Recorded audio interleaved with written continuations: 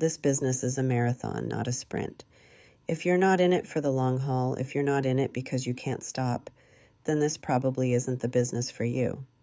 Imagine signing up for a degree program that will never end, a program with course requirements that are constantly changing. The instructors will change too, and so will the credits to graduate, sometimes from day to day. You can take courses, but no one will be able to tell when you've got it right. They'll just know it when they see it. You can develop a relationship with an editor or a publication and almost have a sale. Then the editor quits, or the publication closes, or they change their requirements completely. Or you think you've got your reader figured out, but now they just aren't buying, and you have to start your learning curve all over again. And if the never-ending learning curve isn't enough, you'll discover that most people you meet think they can write a book. They won't be impressed you did. Outside validation can be a little lacking. The money can be good, but for most authors it won't be. When you get paid will depend on which publisher you're doing business with or if readers are booing. Everyone will feel free to comment on your work, and many won't feel obligated to be kind. Family and friends might wish you'd get a real job and will try to distract you as often as you'll let them get away with it. Many days, the only person who will want you to write or encourage you to keep going will be yourself.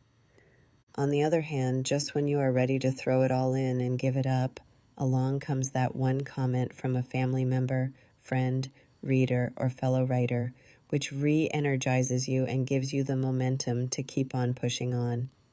It's not always up to you alone, but when you are in front of your computer screen, it's just your fingers on the keyboard.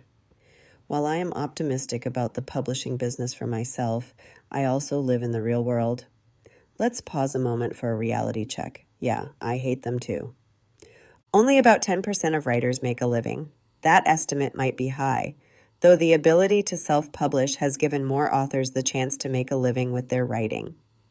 As you get to know more and more people in the business, you'll find that even some best-selling authors have a second job or a supportive spouse so they can keep writing. Or they have managed to monetize their IP in other ways, such as book swag or products related to their books. Sure, many writers sell books in higher numbers, but most books sell in the hundreds or low thousands. And as I mentioned previously, publishers recently admitted in a lawsuit that some books they publish only sell about 12 copies. That's 12 copies with publisher support.